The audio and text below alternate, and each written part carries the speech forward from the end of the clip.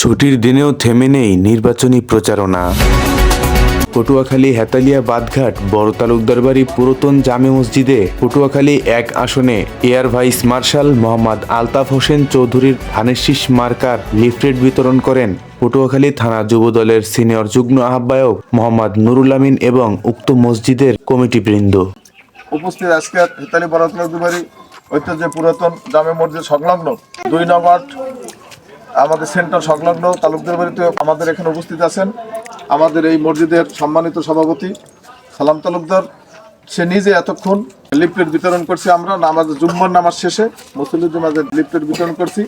আমরা এখানে যারা আছে আমাদের ভোট কিন্তু একেবারে কেন্দ্র কিন্তু আমাদের লগে না আমাদের বাড়ির এই উঠে খোলার পরে আমাদের কেন্দ্র। আমরা 12 তারিখ সবাই আমরা আলতাফ হোসেন চৌধুরীর পক্ষে ধানের শীষ সিল মারবো এবং ভোট দেবো এই আহ্বান করছি। সবাই ভালো থাকেন, সুস্থ থাকেন। আসসালামু আলাইকুম।